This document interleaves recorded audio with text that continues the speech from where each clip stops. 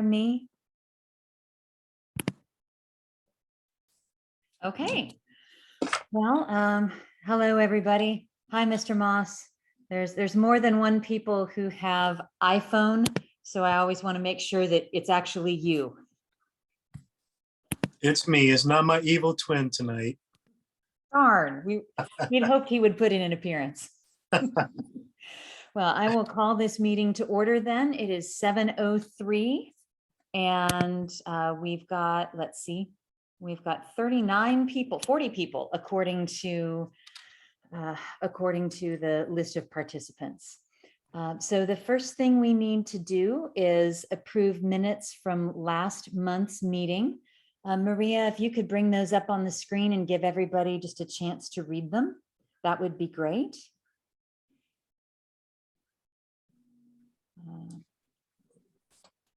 So if you were here in November, please have a quick look. We'll pause just a couple minutes to make sure that everybody gets a chance to look, and then we'll vote to accept these, we hope, and then we'll move on.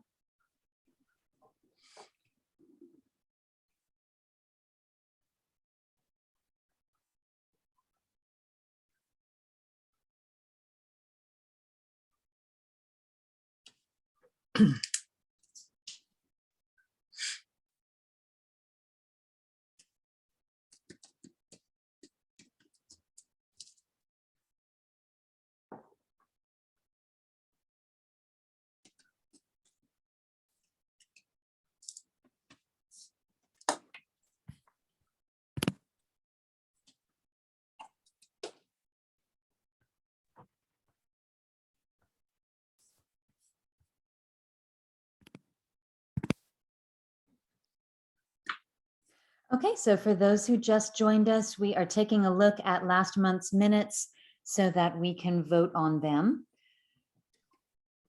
And that's why you don't hear anything.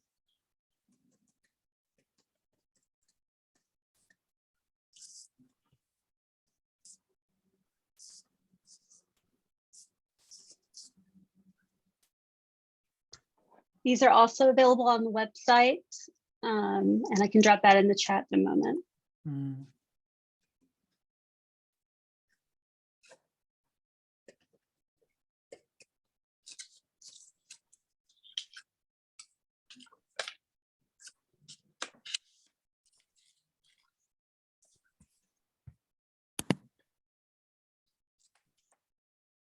Okay, so does anybody have questions about the minutes, or does anybody who was here last month or who watched it online see something that they don't remember happening that way?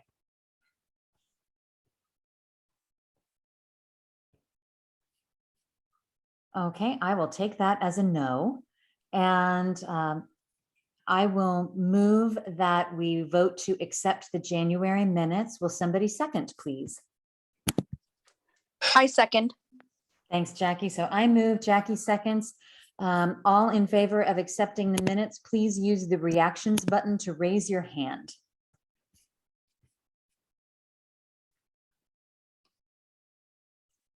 And Maria, you're counting, right? I put the poll up. I'm sorry. I apologize. I'm playing parliamentarian. I'm wearing two hats. So Right. I think that if you use the poll, that counts for me. Okay. I still see the agenda. Can you show us the poll, or is there a link for it? I think everyone should, that's not a host, has the poll available in front of them. Okay, well, I'm a host. That's why I can't see it. That makes sense. Yeah. Okay, never mind. It's Please vote on confusing the poll.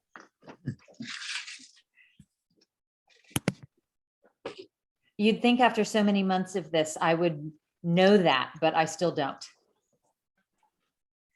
We don't vote that often. Okay, so let's see, we have 44 people. And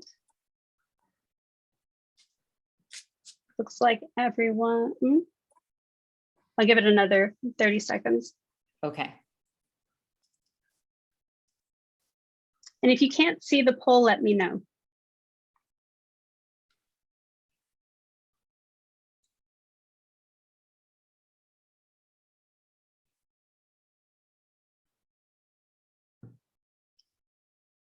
Okay, and that passes. All right, great, thank you.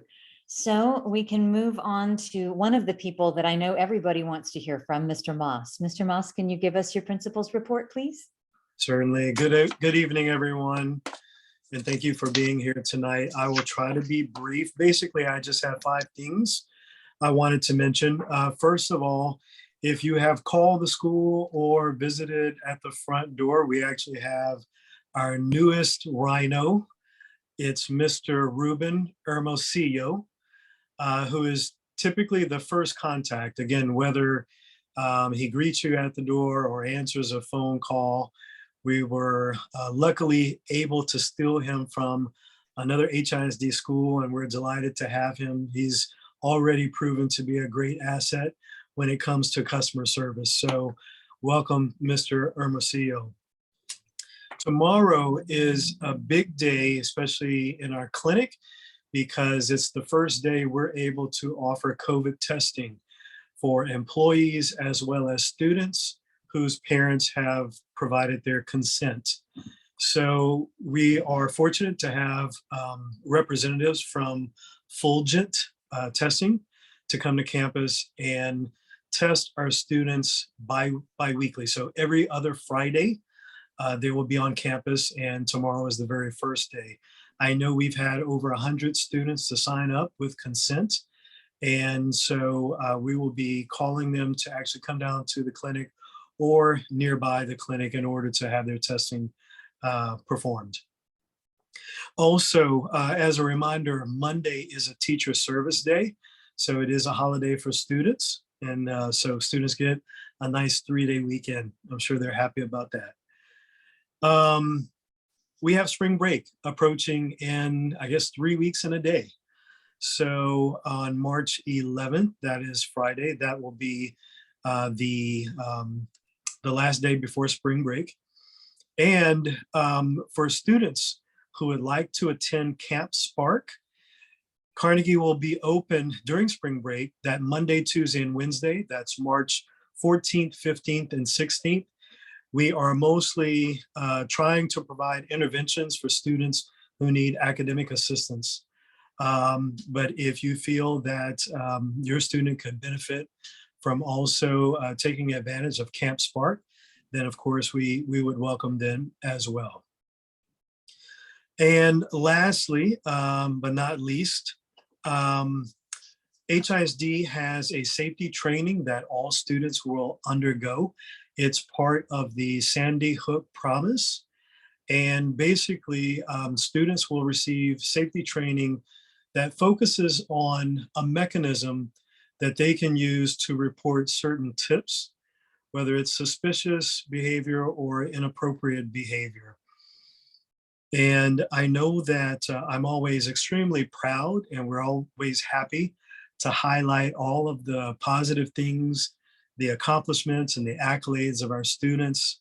And I would like to think that Carnegie is, again, very warm and inviting. I like to think of Carnegie as a melting pot of positivity for the general population. But I want to be very transparent. And unfortunately, we have what I hope is a very small population of students who don't share that sentiment. And according to a tip from that program that I just talked about, we received today some screenshots of some extremely inappropriate behavior of some students that involved sexist comments as well as racist comments. And that does not align with what Carnegie is all about. And even though that's a very small percentage, you know, I do want to mention this to all parents to encourage you to have these conversations with your students, because what's placed on social media, or especially in this case, on Microsoft Teams using a district issued device, is not very smart. But to share those sentiments It's surprising, it's alarming, it's extremely disappointing. So I think it's an opportunity to ask all parents to please have conversations with your students, because according to the Code of Student Conduct, a suspension will go on a student's record and can haunt them, especially when they're applying to colleges and universities. And as we already know, those representatives from colleges and universities are more and more interested in the well-rounded student, and they are looking at social media and other items of interest in regards to students' personalities, along with their academic background. So again, it can be very haunting, and it's certainly very discouraging. So anyway, I hate to end on that note, but again, I want to be very transparent. And again, I'll just repeat, I want to ask parents to please have conversations with your students and let them know that what's out there online, or especially on social media, can have some devastating consequences for students. And of course, we are not only encouraged, it's really mandatory that we report these to colleges and universities. So, and I will, 100%, I repeat, I will report that to colleges and universities. And there's probably not a lot more I can say about that. Mhm. But again, thank you for being here tonight. If you have any questions, I'm here throughout the evening. Oh, Mr. Moss, we do have a question. Can you please comment on why the CVHS tennis team is not currently having practices? That's a great question. I don't know the answer to that. I would direct you to our tennis coach, Mr. Tran. So he is the sponsor and coach of tennis, so he can best give you an answer for that. Okay. All right. Well, I will, let's see. I want to make sure that chat. Okay, we got that question posed and answered. That's actually a nice segue into the first thing under the president's report. Carnegie is trying to put together an athletic booster club. We have a number of sports now, both UIL and club sports, and they need some volunteer help that PTO is not necessarily best equipped to give. So I need to manage one more thing, like I need to drop a concrete block on my foot. But on President's Day, some of the coaches will be getting together and hosting a meeting about trying to get a booster club going at Carnegie. I and a couple of other parents who have some non-athletic school organizational experience will be there to advise. And if any of you are interested in supporting our athletics specifically in that volunteer way, please email me at president@cvhspto.org. I'll put that in the chat because Coach Scott and Coach Ford and Coach Lemaine and several other people would really like to talk to you. And I know, looking at the names here, there's at least a couple people whose kids are in sports. As far as our upcoming speakers go, and for our April meeting, Benjamin Holloway is going to come and talk to us about college. He used to teach at Carnegie. For those who haven't met him, he is now running a small, whether it's a sole practitioner college consulting service, and he's always happy to come back to Carnegie and tell us what he thinks about the college admissions process and what his advice is. And that's something worth coming to. So I hope you will all come. And in March, you may notice that I skipped forward a month. I do know I have confirmed that our school board trustee Cruz is going to come and talk with us. The reason that I didn't put that in order is that we're still talking about exactly what she wants. Does she want to come and say hello, or does she want to be our keynote speaker, or does she want to do some Q&A or anything in between? But she will be here. So I hope you will come, and I hope you will all be very nice to her. And let's see, what else? I will turn the school board report over to Danielle Batchelor. Danielle is our official school board watcher.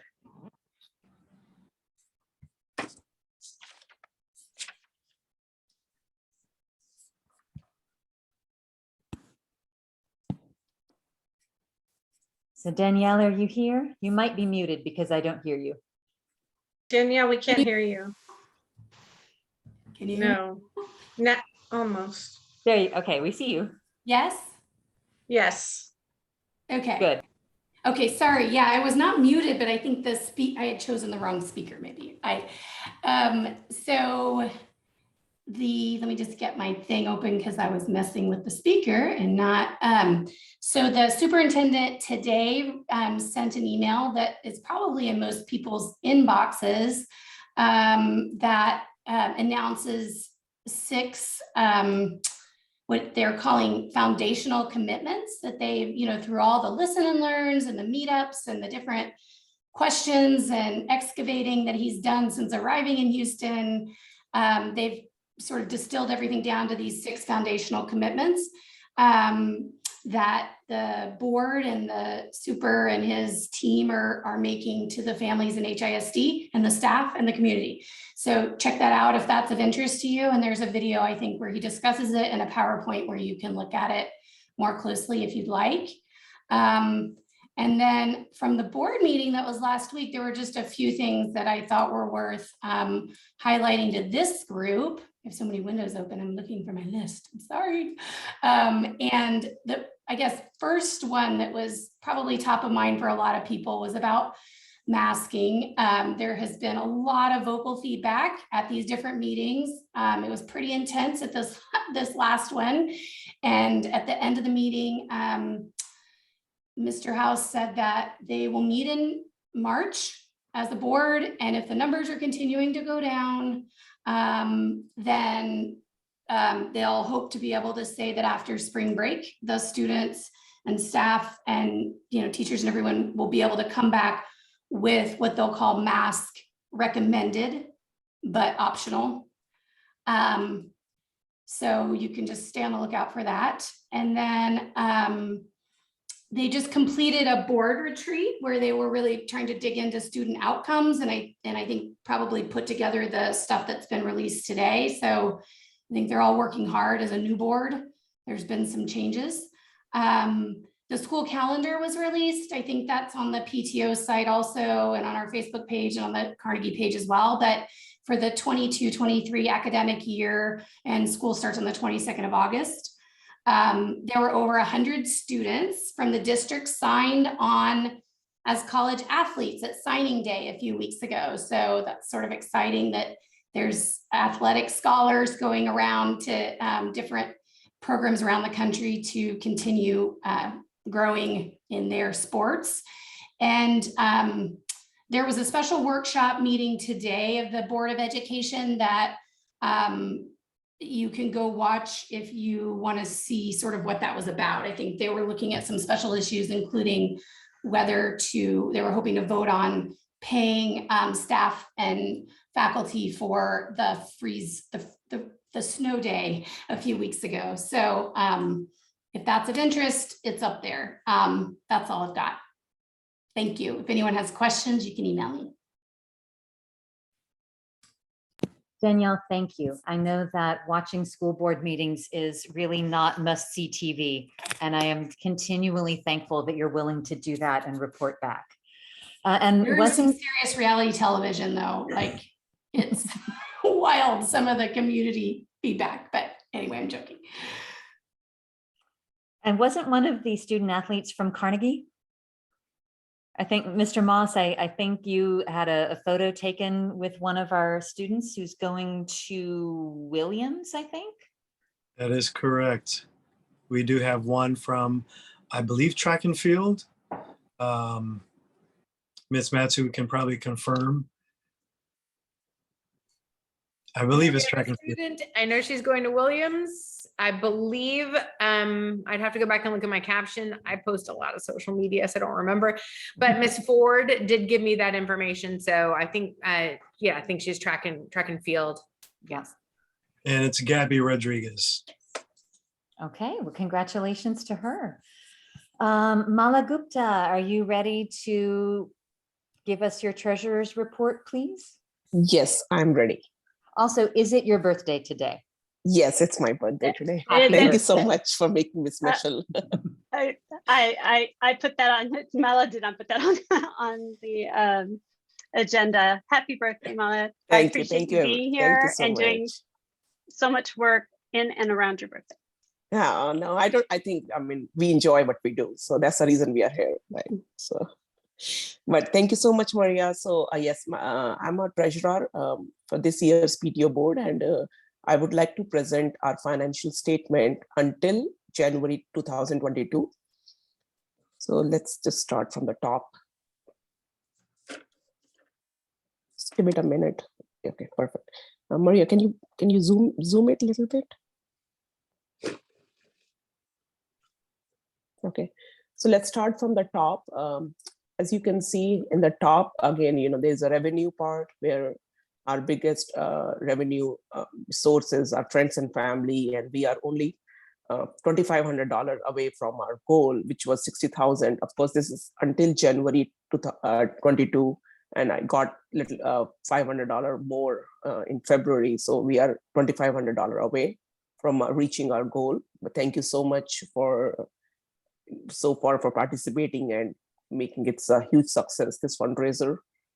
And going down, there are Frisch Camp, that's something PTO does on behalf of the school, and the money goes back to the school. So that has nothing to do on our P&L basically, but it's there just because we deal with the money. And going down again, there are fundraisers, some inventory, or the swag sales. Further going down, there are miscellaneous incomes from gift cards, the Kroger, Amazon gift cards, Amazon Smile, sorry, and the Kroger and the Randalls, they give us back from all the shoppers who shop there. They have a program and they give us the percentage back. So that's our revenue. And then coming to expenditure, on the top, there is basically, what PTO, it's operating expenses of PTO, but what you really want to look is the category that starts with 6,200. That's where the school support starts, and that's where the PTO helps. It's literally, the category name is school-wide support, and that's where PTO helps the school teachers, students. We are there whenever they need us. Our biggest expenditure is helping the teacher. One of the biggest expenditure is helping the teachers, and we give every teacher $350, which they can use for that school year towards for the class, for whatever they need, as long as it's related to the school stuff. So I actually humbly request the teachers, if there is any teachers here, about 15 to 20 teachers have not used theirs so far. Please use it, because it doesn't roll to the next year. If it's gone with the school year, it's gone, and we start next year with a fresh $350 quota. So I really request, if there's any teacher listening and they have not used it, to please email me their receipts, for reimbursement, or let me order, or let us order whatever they need. And then there are club supports. We support the clubs. So whenever there is a need, we just supported a newly formed club. I believe it was a basketball club. That's what my memory serves. Yes, that's correct. Girls basketball. Yeah, so we supported, and then we also supported a dance club. So if there is any need for money, and the club, for club supports, they come to PTO, and we see what we can do to help them.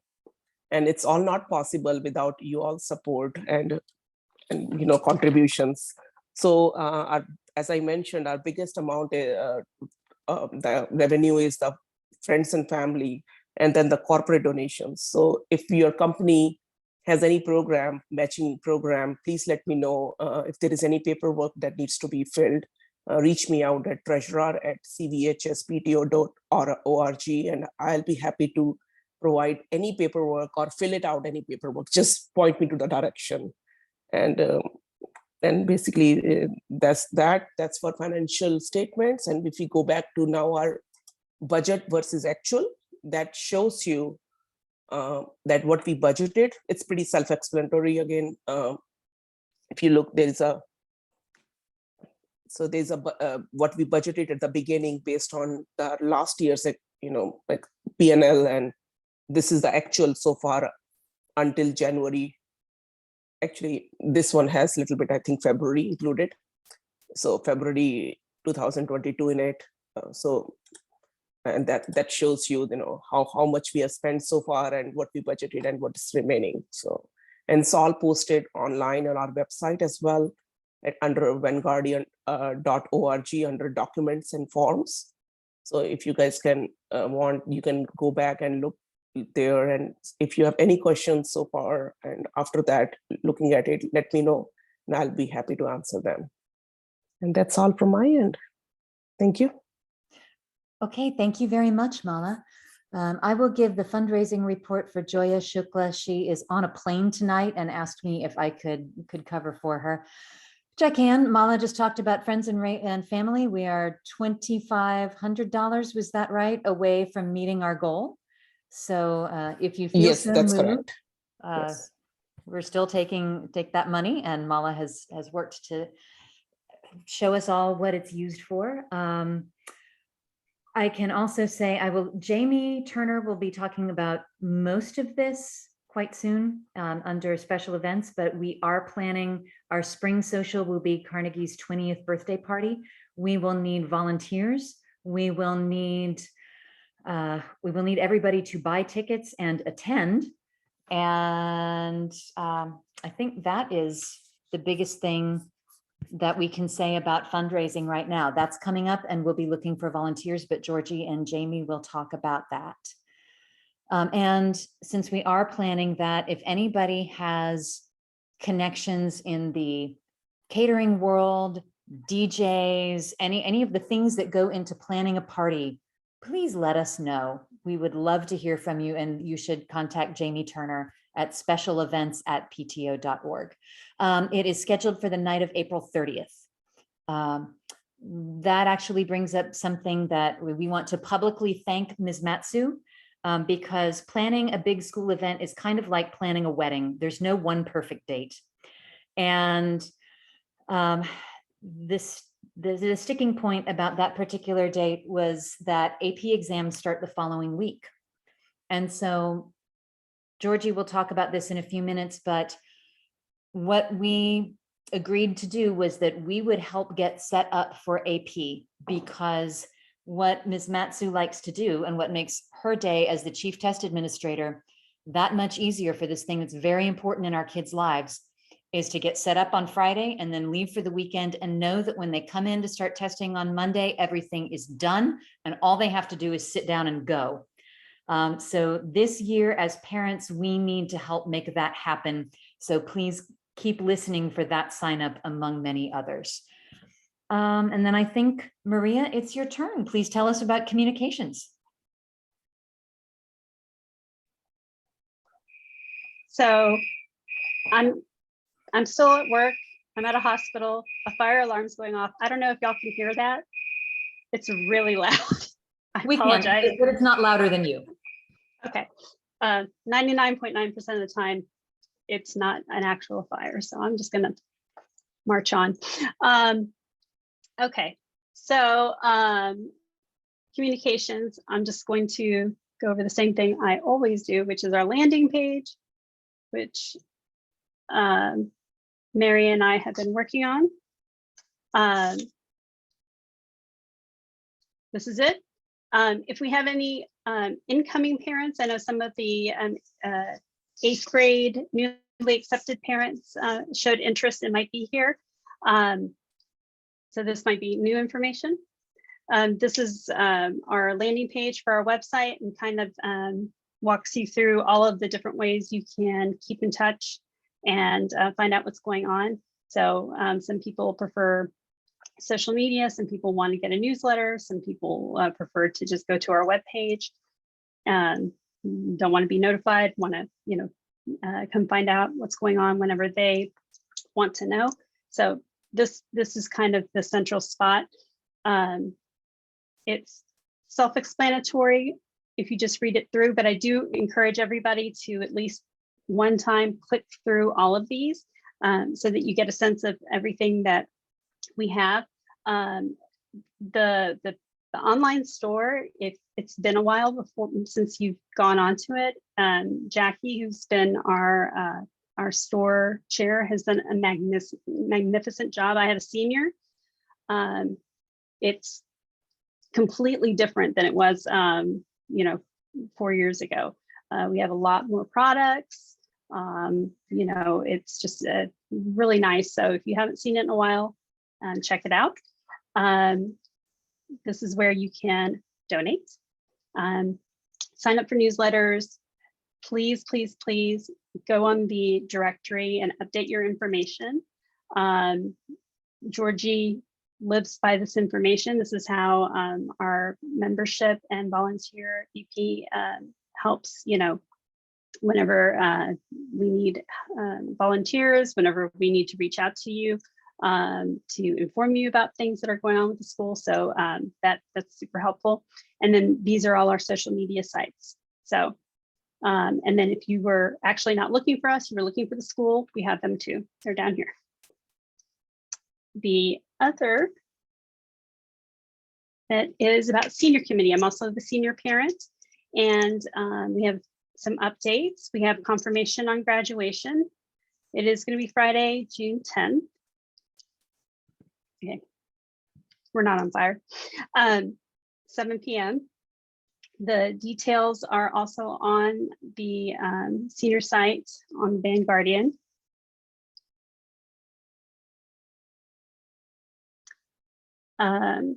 If you click through here, that'll take you to the HISD website, which has more information. And we've got a couple of our seniors that are on the committee that are helping to shape and plan our senior activities. Vedant and Jacovia, are y'all here? Yes. Wonderful. They're going to give us an update. Okay, well, so recently we finalized the senior dues cost, and that essentially, I'm sending a PDF in the chat of like what that is. So we essentially broke it down to at most $215. And I'm also going to send a link in the chat that where you could pay, because we have to do it through the school pay that the school set up. So you could pay for $215, which includes the cap and gown fees, which are $55 and are mandatory in order for the senior to have them at graduation. And then prom is $25, which accounts for like the venue and the food and the decor of the event. And then there's a senior trip, which is $100 per person. And that is for a weekend trip to Camp Cullen, which is where the fish camp was held in our freshman year. And then we also have $25 for year-end activities, which is any food or gifts or maintenance that we might have to pay for if we do end of the year activities like a senior breakfast or a senior sunset, and then $10 for a class shirt. And we have 3 or 4 options, I think, where you can either pay for the full payment, you can pay for the class, or you could pay for the class year-end activities and t-shirt in $90 and then pay for the prom and trip later, or you could just pay for the cap and gown and only pay $55. So you could, and then I think there's a 4th option that I'll have to check, but there's a 4th option where you have to pay sorry, that's it. There's those 3 options. And You can Sorry, also, Vedant. I'm sorry, I was just going to mention that there's an opportunity to donate as well, right? For senior Yes. dues. If you want to go Yes. above and beyond, you can pitch in some more money for the seniors, right? yeah, definitely. And what would that donated money go for?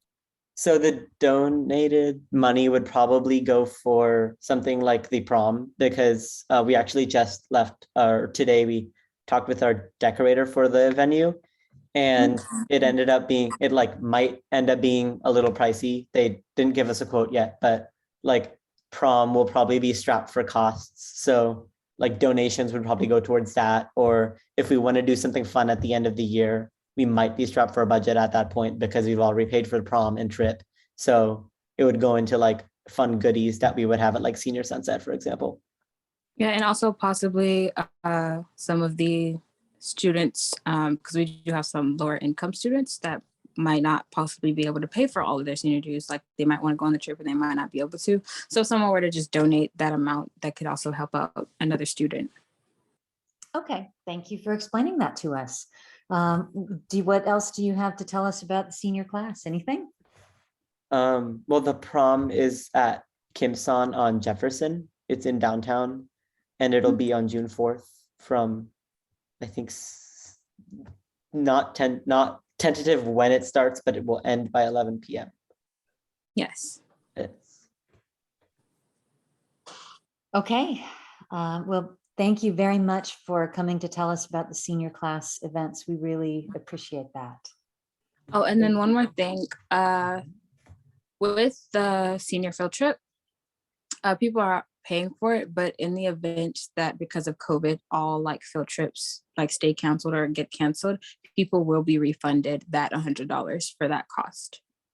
Just to let everyone know. But we are planning for the trip. Okay. All right. That's actually a really good point. Before y'all leave, on our website, on the PTO website, we have a senior page. We have one for each class, and on our senior page, I stole this graphic from your Instagram. Is this still accurate? Yes. Yes. Okay. So that's how I do most of my work. I rob things from other people. So anyway, so if you ever have updated information, but so for the parents and community at large that wants to donate or didn't catch all of that, if you go to the senior page, if you go to the Vanguardian, under upcoming events, you'll find each class has a page, class of 2022. Click on that, you'll find who the adult members of the senior committee are. And then anytime I've got updated information, I try to post it there. But as usual at Carnegie, the students are leading the charge. They've got all of the most up-to-date information. So thank you so much for coming. You're welcome. Yes, thank you. Yeah.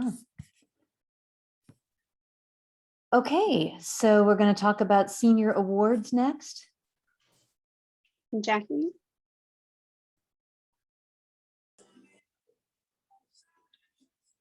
Hi. Can you see me? Okay. Yes. So I'm Jackie, and I am the committee chair this year for our senior awards. And we have finalized our flyer. Maria, do you mind showing it? I'm on my phone. So we have finalized our awards flyer, and our dates for senior awards is, let me see, sorry, I don't have my calendar pulled up. I will get it. Sorry, everyone. So the date for our senior awards is May 23rd. The application is open now. I put it in my calendar as open on the 22nd of this month, but I have sent it to several admins. So if we want to go ahead and have students access it, that's fine as well. The deadline is March 27th. So that no incomplete or late applications will be accepted. I did put a timeline of just a timeline on the flyer. There's a lot of information that I put in a tiny amount of space. So if you have any questions, there's an email that you can contact me at, and I will be more than happy to help. The QR code and the links should push it right to the document, our Google form. So just be prepared to upload a few things for your student to upload a few things, and it is for seniors only. For $1,000 awards will be given. So we're really excited and I can't wait to see these applications. So if you have any questions, please don't hesitate to email me at cvhsptoaward@gmail.com. Okay, thank you. Thank you, Jackie. I know you've already put a lot of work into that.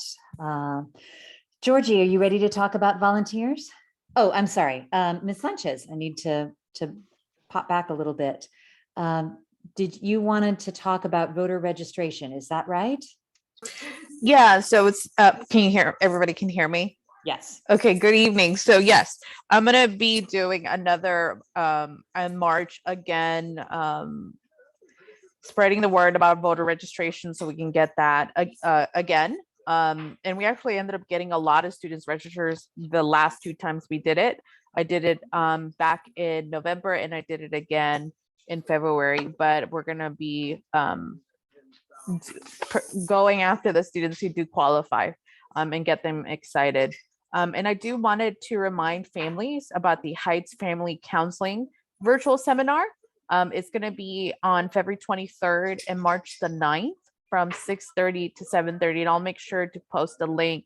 And these seminars are free, and please let me know if it's something that you like, so hopefully we can have other seminars that could help our students.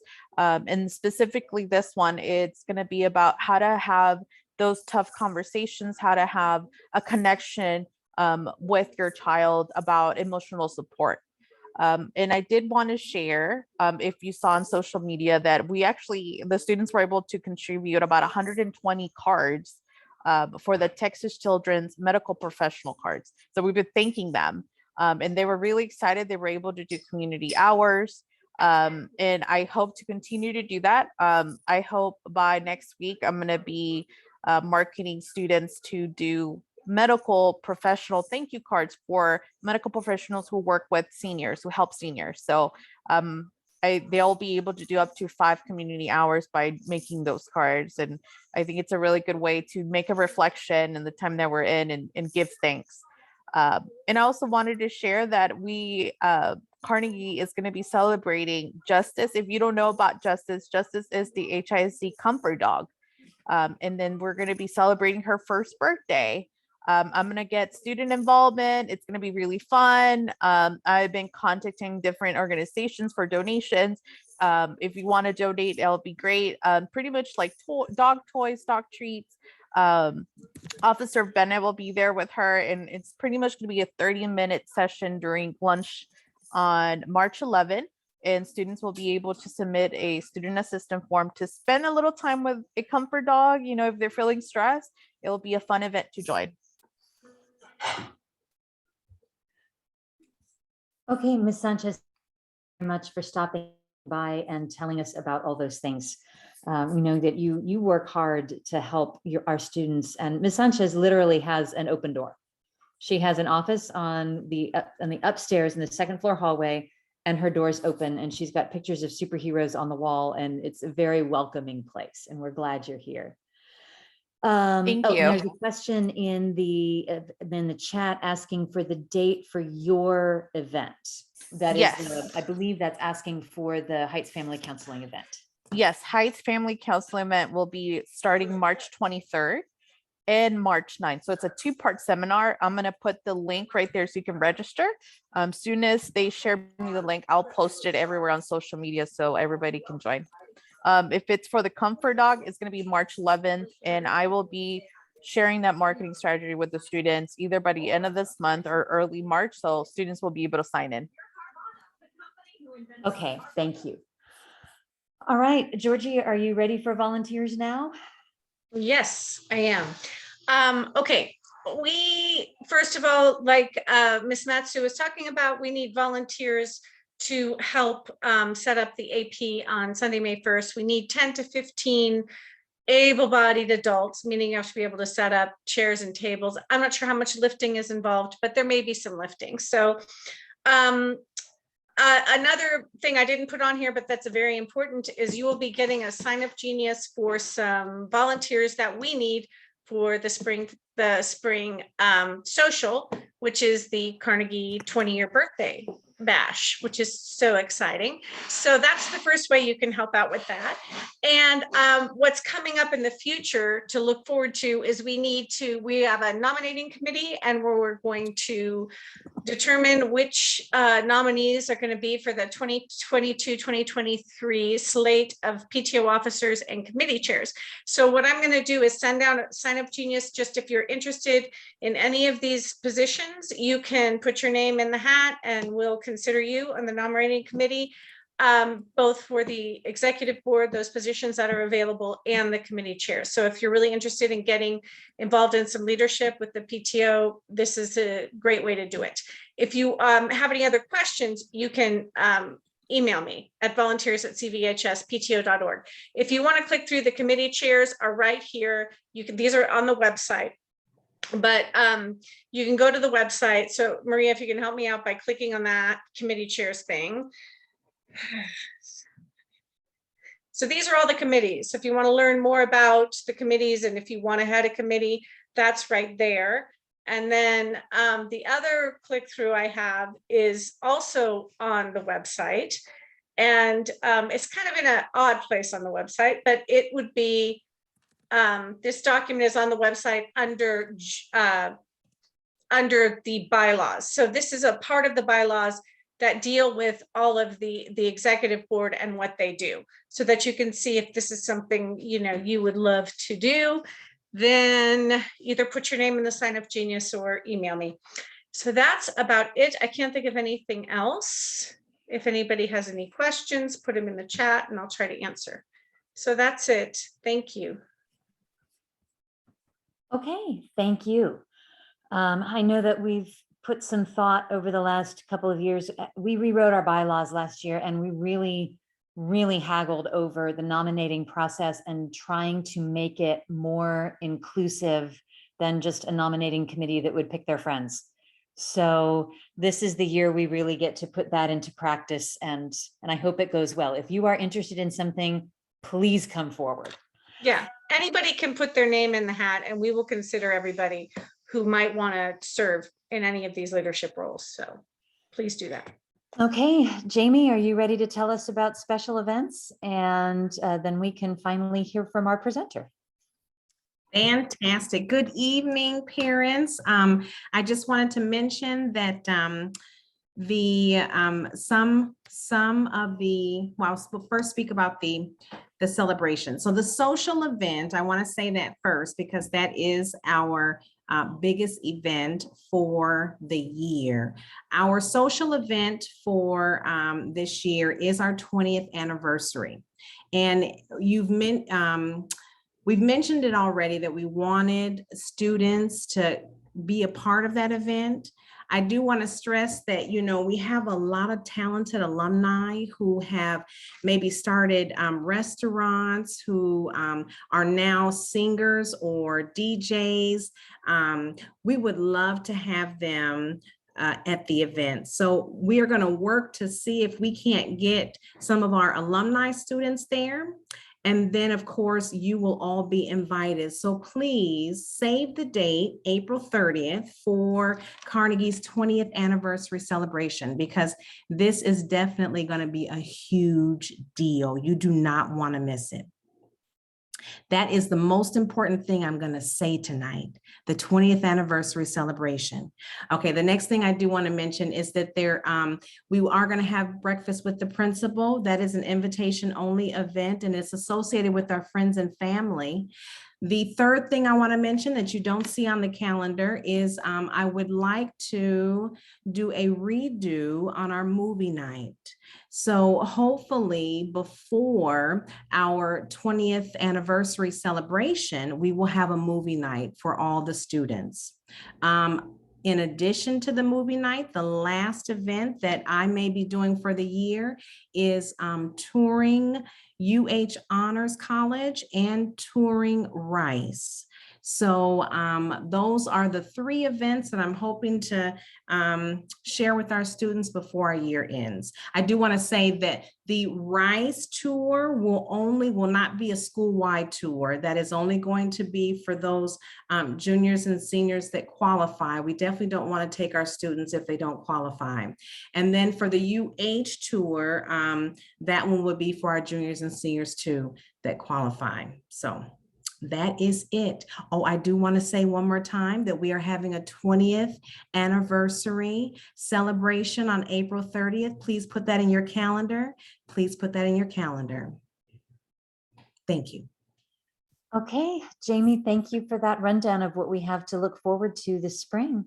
Now we can move to our presenter. Ms. Madeline Robertson is here from HISD's Office of Social and Emotional Learning, and she is going to talk with us about, well, I can just read the slide to you, but she is going to talk with us about helping to parent our stressful teenagers.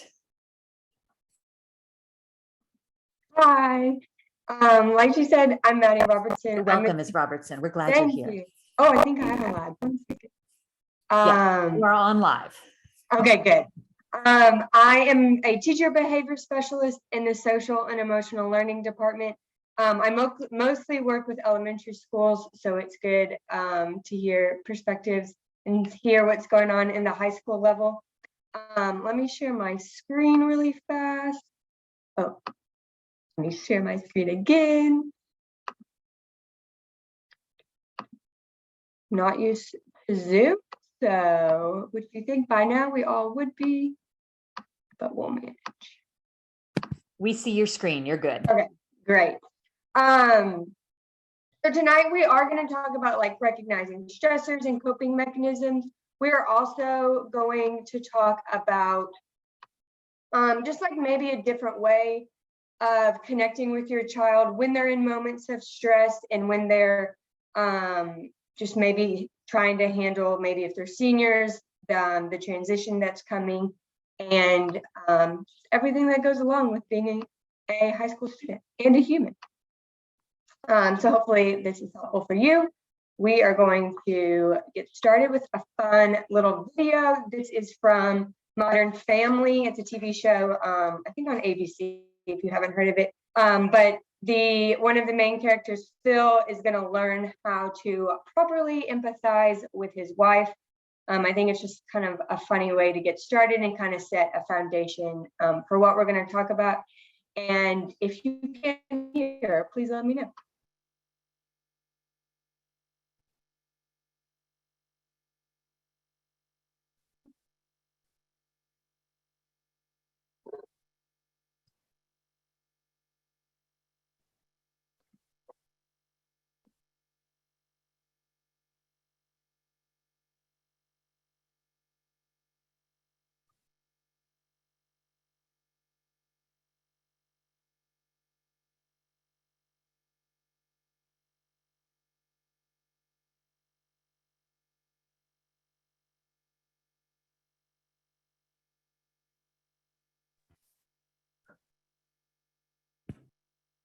Miss Robertson, we're not able to hear it. I'm so sorry. I was just watching the calls and I was just like, I think everything's fine. Let me play around. Of course. Oh.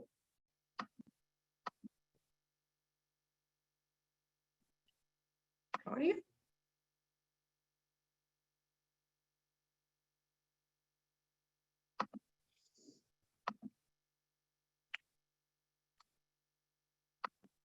Okay, try again. So sorry. Thank you for interrupting. I'm thinking of getting bangs. Ooh, you totally should. You would be so cute with bangs. You have the face for it. I don't. Oh, there's my better half. Kim, would you mind? Thank you. Hey, honey, where are ya? Oh, I'm on my way to Downey. Oh, did you know Karen and Richard Carpenter grew up in Downey? What a random and not helpful fact, Phil. I'm sorry. I'm having kind of a rough day. Yeah, I'm kind of having a rough day myself. Look, Phil, I need you to take care of dinner for me. What's wrong? Oh, Alex ripped Haley's favorite sweater, and now I'm driving around from store to store trying to find the exact same one before Haley finds out. Don't do that. Just explain to her what happened. Haley's not gonna understand. Sure she will. No, Phil, you don't understand. I'm trying to avoid this turning into a whole big thing. And just get her something close. She'll never know the difference. Phil, could you just take care of dinner, sweetie? That's all I'm asking. That's it. I'm just saying there's a simpler way to do this. There is no simpler way. Just make dinner. Thank you. Hello? What?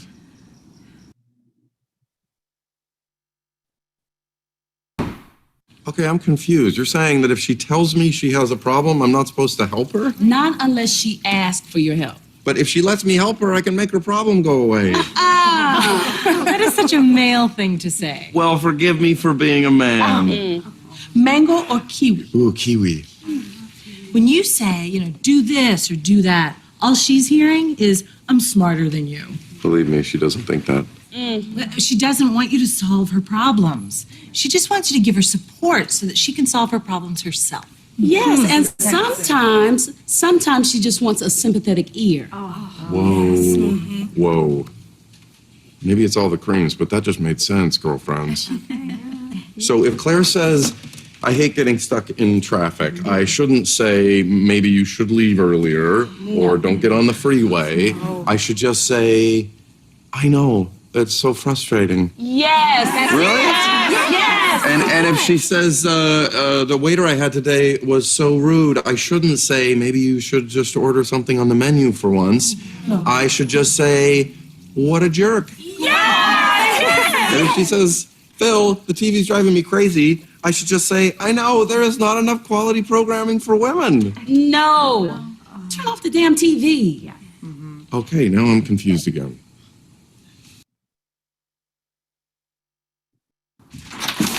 She back yet? She's on her way. Did you find it? I did. At the fit store I went to, it was in the window, and I had to undress a mannequin while a creepy guy filmed it, so we have that to look forward to on the internet. Thank you so much, Mom. You're welcome. Now go put that exactly where you found the other one, okay? Okay. Mwah.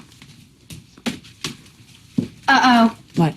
The security tag, it's still on. I told those people to take that off. Oh, no. She's pulling into the driveway. Okay, it's fine. It's fine. Don't panic. I've got it. She's getting out of the car. I am doing it. I've almost got it. Oh, God. Oh, no. What is that? Well, it's ink. She's in the house. What are you doing with my sweater? Oh my God, it's ruined. It was an accident. I knew this would happen, you idiot. Hey, let's try to get along. I wish she was never even born. They were trying to make one with a brain. No, honey, you guys are both pretty smart. Ah. It's that sweater, huh? Yeah, it is. That sweater. And I did everything I can to stop them from fighting. I don't understand why they can't see how much you love them. I don't know. Meanwhile, Cheryl has been calling me all day because she's angry I didn't show up. Doesn't Cheryl have a housekeeper and a nanny? Why does she need so much help? I know, right? You work so hard. You do so much. I do. Of course you do. I do. Oh, sweetie, thank you. I really appreciate that.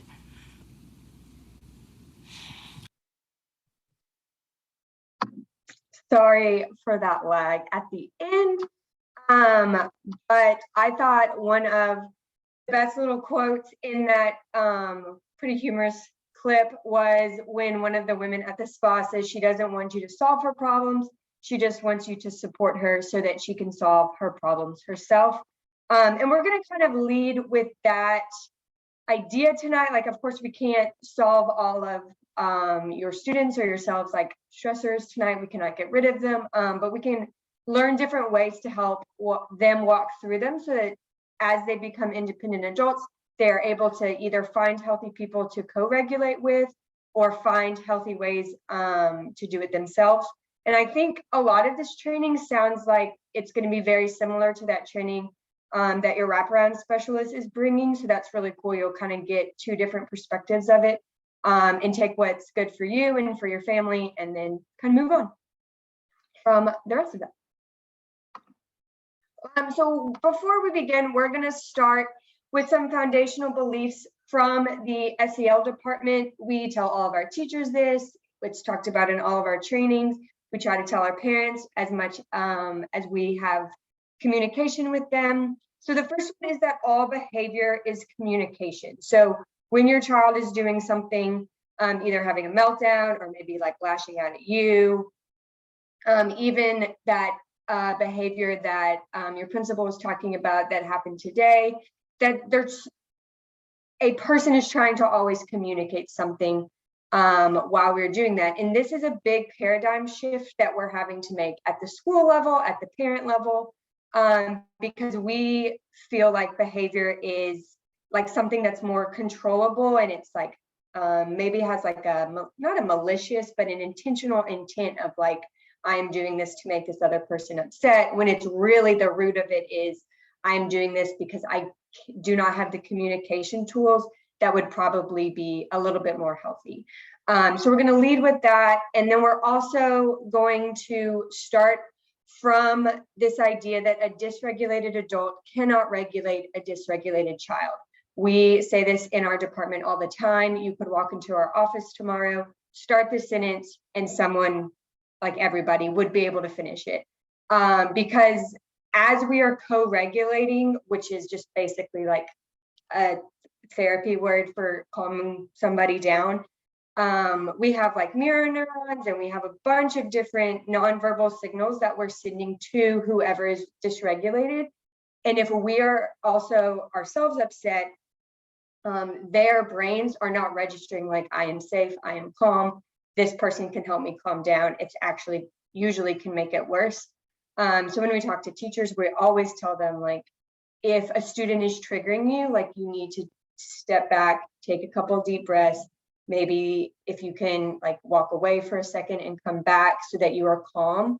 Whatever you do in the moment of being dysregulated is not going to be helpful for the student. So everything we talk about for the rest of the night is going to kind of go off of those foundational beliefs. The first one is that we are all working towards the idea that all behavior is communication, even the unsightly, unsavory behavior that like makes us very triggered, and that everything that we suggest and talk about in practice tonight, we really need to practice doing it from a regulated mind state. So checking in with yourself before you enter into the work that we're going to talk about. And that's very difficult. And I am not just saying this as like, yeah, it'll be fine. Like, just calm down and then go talk to your child who is screaming at you, or who just said something like really just poignant and just like hit the right nerve, right? Because that is what high schoolers do best. But just kind of being aware of where you're at as you're communicating. So let's talk about the next part. So what we're talking tonight about is like this 3-step process. It's like a lot of vocabulary change, really. It comes from emotions-focused family therapy. I will link this at the end of the presentation. I'm also going to give you a link to like the PDF of this in case you want to refer back to it, or if there's a resource that you weren't able to write down, you'll get this at the end. But there's 3 steps. There's validate, support the emotional need, and then support the practical need. And a lot of times when somebody comes to us, either it's a loved one, it's a friend, it's our child, and they have some sort of distressing moment, we want to go immediately to the supporting of the practical need. But sometimes they don't actually need that. And even if they do need that, their brains might not be ready to hear the practical need advice. They might need the validation in the emotional needs met first. So we're going to talk about just like some language that you can have around this, so that when these moments of stress come up, you become dysregulated, kind of calm yourself down. You have kind of some go-tos in your pocket. And before we start like the big parts, we are going to have some time to practice as comfortable as y'all all feel. But if there's ever a question, I can't see the chat as well, so feel free completely to interrupt me. It does not bother me at all. So validating their emotion is really trying to convey to your child or to a loved one, maybe you're doing this with your partner or somebody at work, that you understand their experience and that you to prove that you get it from their perspective. And we do kind of go to this a lot, but when we do it, we usually say like, I understand why you're upset, but you should try this, or I understand that you might feel sad, but you really need to get over it, right? Like that, but kind of sneaks in a lot of times, honestly, a lot more than we probably want it to.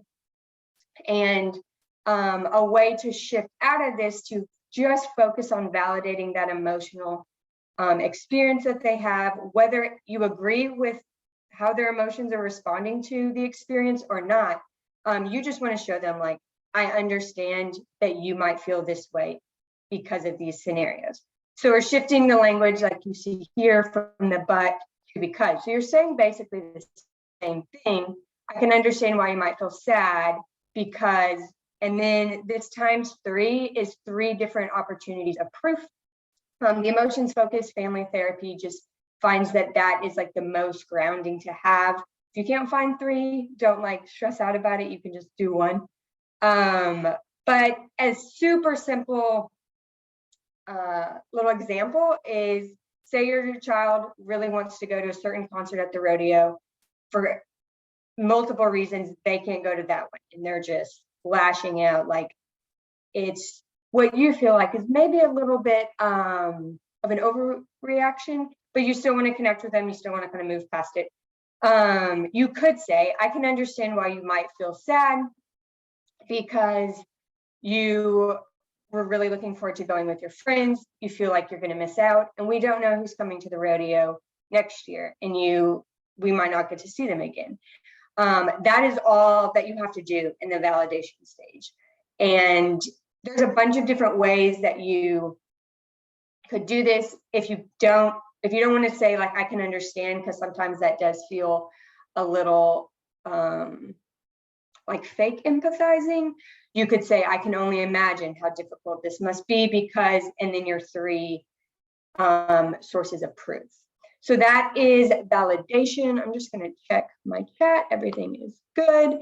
And that is just, again, like what we said in the last slide, you're just conveying that you get it from their emotional experience. You are not agreeing with them.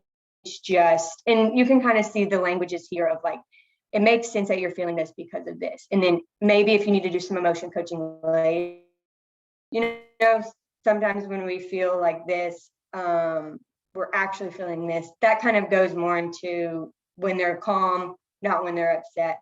But this is like when they're really upset, maybe they're really stressed out because of AP testing that's coming up, or because of all these fun senior things that are happening, and they don't have the money. But, oh, my computer is not happy. Oh. The next is meeting the emotional need. So this is just another like addition to that whatever sentence that you just said in the validation. So you said this sentence, and then you're going to provide some sort of emotional connection. So if you and your child have a pretty good relationship and they're okay with physical touch, they might need a hug, they might need reassurance, which is like, it's going to be okay. Communication of positive regard is like, I believe that you can do it. Oh wait, that's communication and belief. No, communication and positive regards, like, I know that you're doing the best you can, right? And then belief in the other is, I believe that you can do it. Communication of togetherness, we can work to find a problem. And then space is something that you can offer if it's time limited. So if your child is good at self-regulating, has healthy coping skills, and is able to kind of calm down by themselves, you can say like, why don't you take 5 minutes and like calm down, and then we can come back and talk about it more if you need to. But always when you offer that space, always have a time limit and just like a communication of, we're going to come back together. Because the goal is that you're providing those connections, you're strengthening the relationship. And then if they need to meet a practical need, then you come back together to do it. So after you have validated and met the emotional need, it's like 2 sentences. You might have to do it a couple of times. It might feel kind of awkward. That's okay. Your child might look at you. That's okay. Just keep like push it through that awkwardness, it'll eventually work.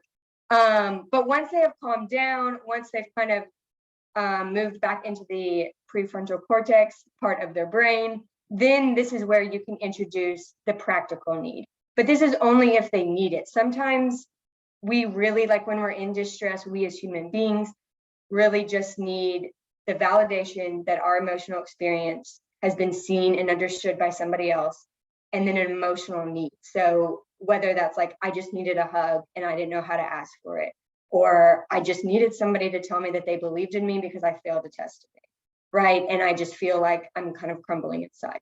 But sometimes they do need the practical need. So if you need to proceed with a plan of like, let's talk to your school, let's set up some better like studying skills. A distraction activity could be for something that maybe they don't, like this problem isn't going to be solved or isn't solvable, and they just kind of need a brain break from it. My go-to distraction activity is exercise or movement. But when I was in high school and I would like have these super fun emotional episodes, I had to be reminded like, hey, your brain feels a lot better when your body calms down. But if my parents had said that in the very beginning of me like spiraling, it just would not have been as helpful. Like I would have needed the validation, the emotional need, and then like, okay, like you are kind of calming down, why don't you go take a walk, or why don't you go do some yoga, and then we can come back. Or you can just move on. If your child is having some cognitive thought pattern like distortions, and they're able to verbalize those to you, this is where you can kind of say like, hey, when you say like, I'm never going to succeed at anything because you failed the test today, like, let's figure out how we can reframe it. And I put a link to a book that I found to be really, really helpful on this topic at the end of this presentation. I highly recommend it if you or your child or somebody that you know struggles with like really intense self-talk. It's fantastic. This is where you can teach skills if they need that, maybe offer solutions that they can kind of pick and choose, kind of give that autonomy and that independence, and then set a limit. So this could be like boundaries of, like if we think about the rodeo exercise earlier, it's like, okay, I have empathized and validated and supported you emotionally, but we cannot talk about the rodeo anymore because the decision has been made and we can't keep like rehashing it. This could also be technology boundaries if technology is becoming a problem, whether it's like learning how to use technology well, or consequences for not using technology, kind of like your principal was talking about earlier today.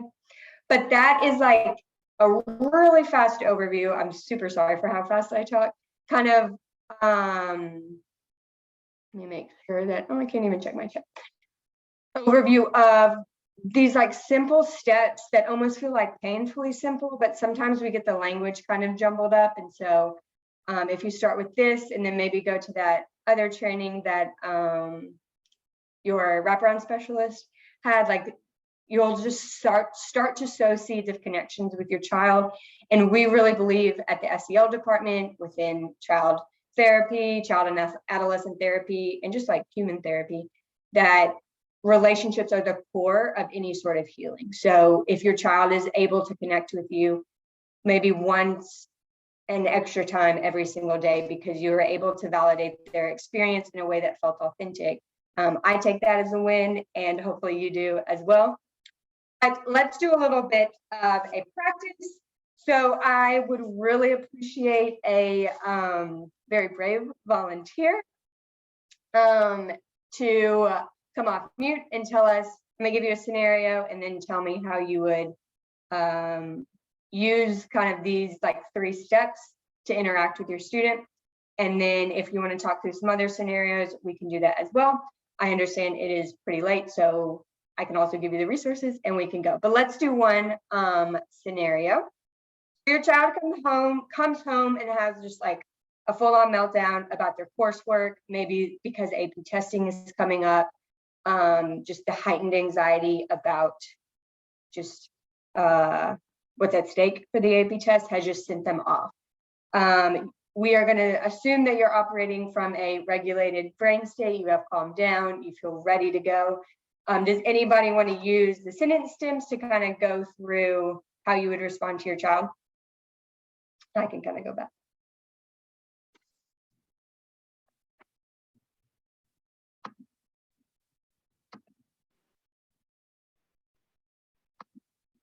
I'll try to do it if no one else.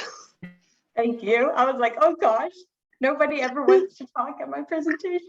Okay, I can go back and get some, let me get this to here. Here's some validation sentence stems to start. So they're upset about their AP or their Yeah, they're just SAT? like crazy stressed out. And they're saying they're not going to be successful with their AP test.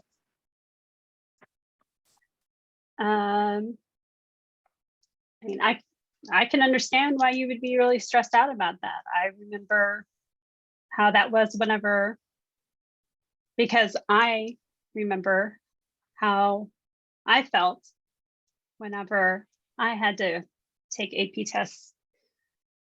It must be very upsetting to work so hard and be judged based on just one examination.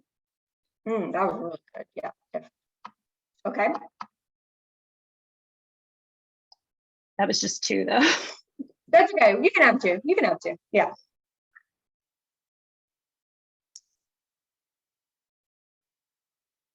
So the next step, yeah, is just any sort of statement that you feel kind of connects with it.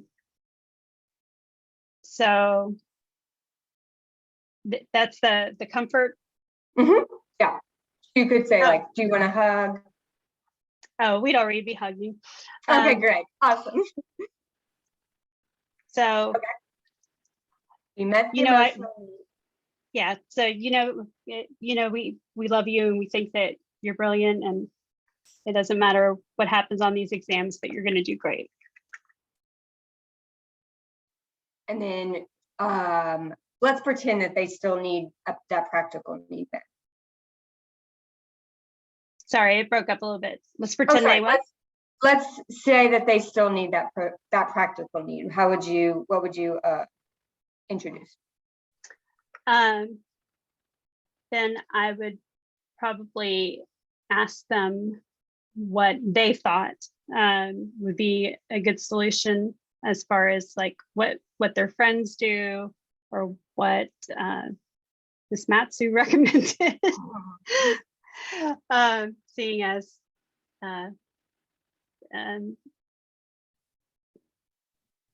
that tends to be the problem at this school. No matter how well you did in school, your student outstrips you pretty fast. But I would see what they were thinking and then go with that and see what I can do to support that. Like, can I help with a study group? Can I have their friends come over to our house or host something or take them somewhere or, yeah, how can I support their thoughts and ideas on making the situation better? Yeah, I love the offering the solutions because I'm sure that a lot of y'all's students are very autonomous and independent and make great decisions, especially when it comes to academics. Sometimes they just kind of need to be reminded that they are capable of doing that.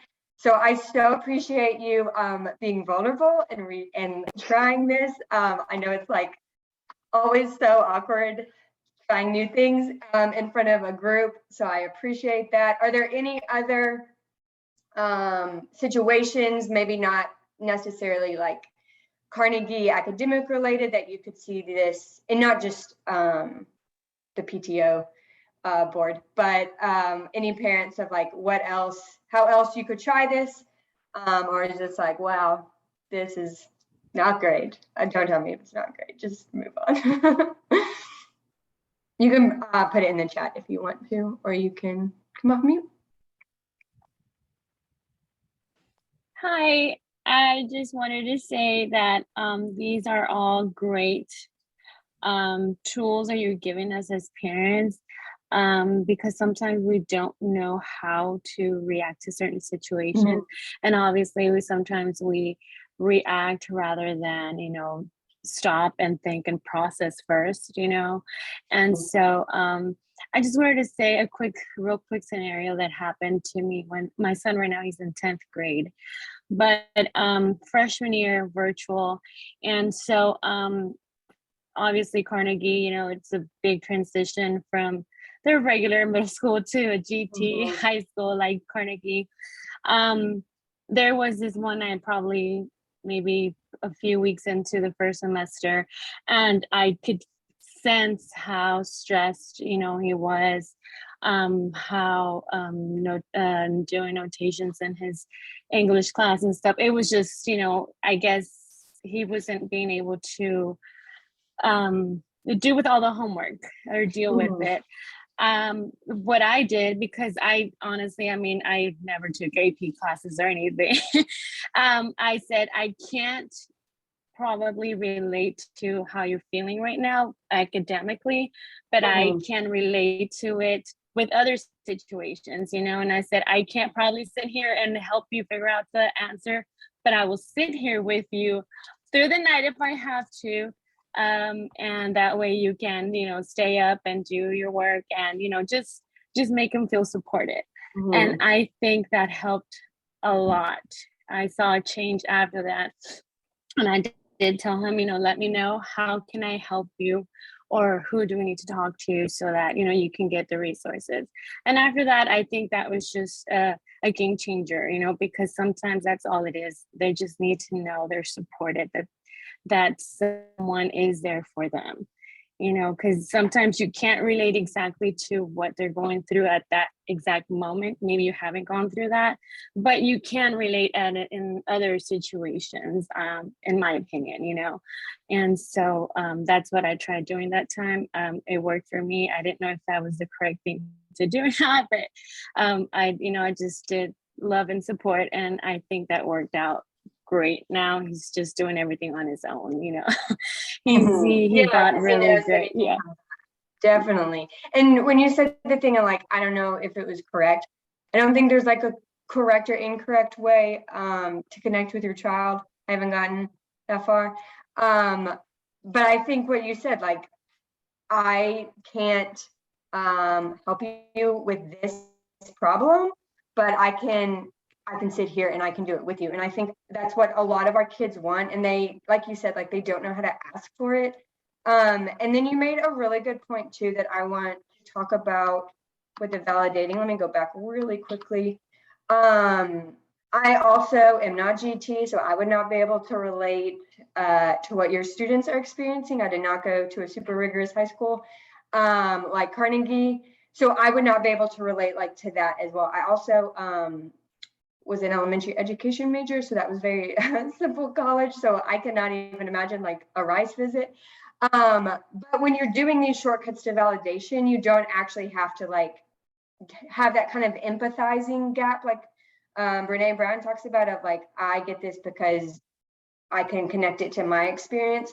You can just say like, well, I get why you would feel overwhelmed with coursework because you haven't done this before, because it's a lot more homework, and because you're virtual. Like, that has nothing necessarily to do with how we experience school. It's just kind of connecting how your child is feeling to the environmental situation that's happening.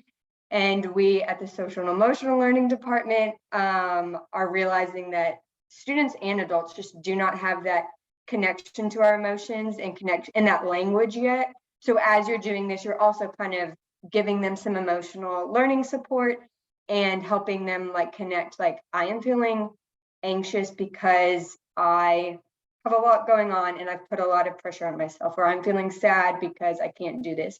It is surprising how we can get this far into our schooling and even become adults and not be able to connect those. So you're also supporting their social and emotional learning, which of course is my passion, and I am very much a fan of. So thank you so much for sharing, Veronica. I really appreciate that. Is there anybody else? No, thank you. Really, thank you. Because that, it just, like I said, it just gives us tools to be able to, to just in any situation, not like you said, not just academically, but in any situation, really. So thank you. Yeah, of course. This is the website, and again, this is about to be shared for the emotions focused family therapy. The Texas branch does a lot of webinar trainings and like kind of trainings like this. They're just a lot longer for caregivers. So if you're struggling with some behaviors that you have not seen before and you need some additional support, the people who run emotions focused family therapy Texas do a great job with adolescents. So I highly recommend them. I also am very interested to hear how this training that your wraparound specialist is bringing. And then Chatter is the book that I was talking about self-talk. I'm sure that a lot of your students, because they're so high achieving, also kind of struggle with a lot of negative self-talk. And then, so this is maybe a little bit higher. Maybe the seniors couldn't get it. There's a lot of psychology in it, but it would be a great thing for you to read if you're wanting to help somebody with that and kind of give some different ideas. Let me check the chat. Yes, sometimes we do need to suggest that they go to sleep and figure out that time management of homework. I cannot even imagine. But let me stop sharing real fast. Put this link in the chat so I can, make sure that it works and that y'all have access to it. Nope.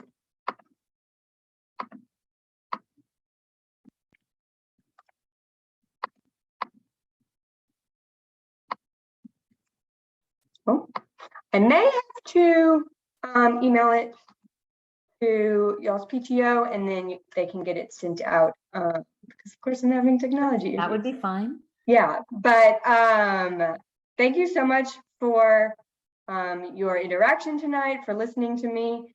I really appreciate the opportunity to speak about y'all or speak to y'all. It sounds like there are some really great things happening at your school. So definitely encourage your kids to fill out that SAF for the police dog. She is so cute. How big a dog is Justice? I haven't met Justice.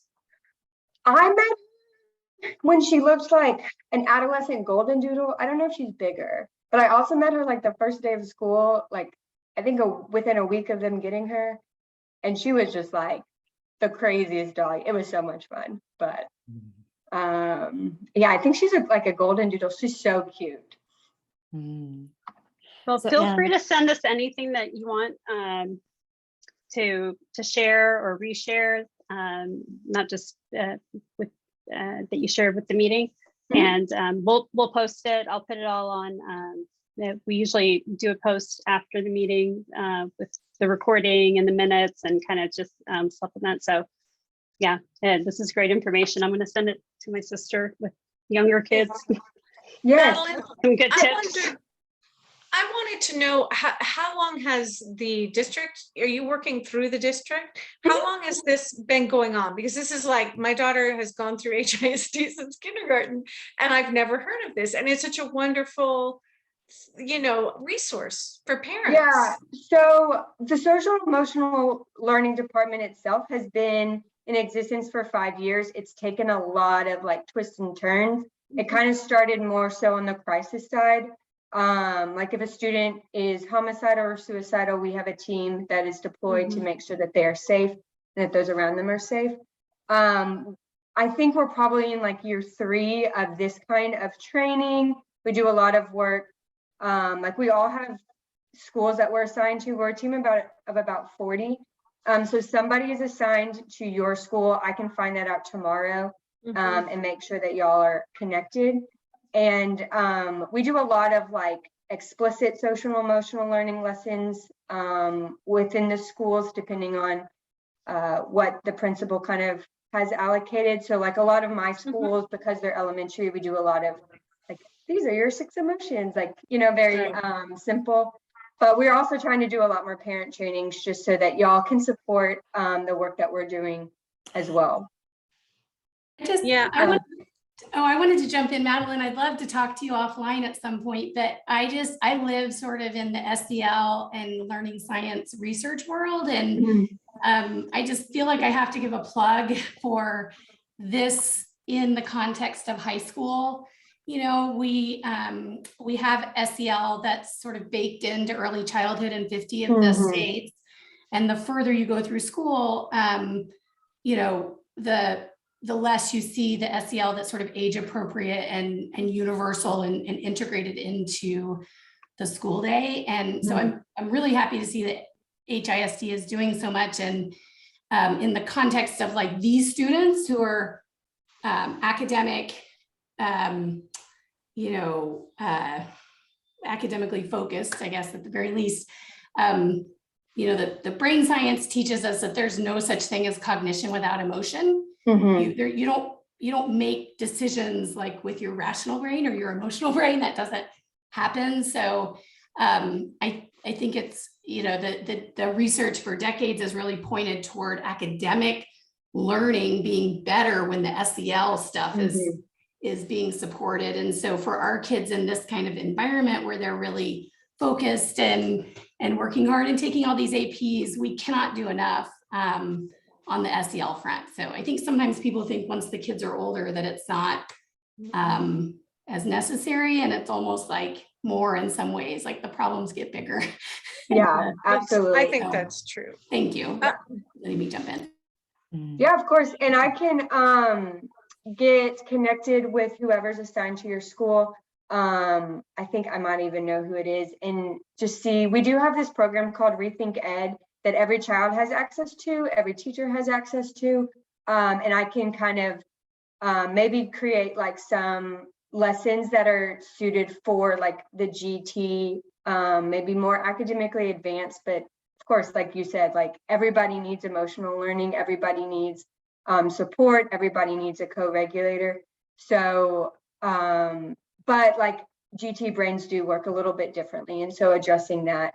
But yeah, let me get connected with them and then just tell them that y'all are interested, and to reach out to your principal and see how else we can support, because we absolutely love being invited to schools. We love doing these trainings. We love talking with parents and students as well. Now, I have a quick question. You tend to work in group situations. You're not like one-on-one counselors, correct? Correct. Yeah. So we are doing a lot of like programming type things. We kind of are operating from the belief that if we're all striving for connections in relationships, the student's teacher is going to be probably, hopefully, the best person for that relationship. So we are trying to train teachers to feel like equipped and capable of having these social and emotional learning discussions with their students in a like an academically acceptable, and then just like competency level acceptable. We're not really asking them, of course, to be therapists, but just to have conversations about how our emotions or how our sleep affects our emotions, like all of those things that as we grow up into adults, we learn. So we're trying to train the teachers in that. So we could do more trainings with the teachers at Carnegie if we needed to, of how to connect, or maybe find like parts in, I'm sure, their crazy day of like, how can we add in some more moments of connection with the relationships that these kids already have at their school. Yeah, thank you.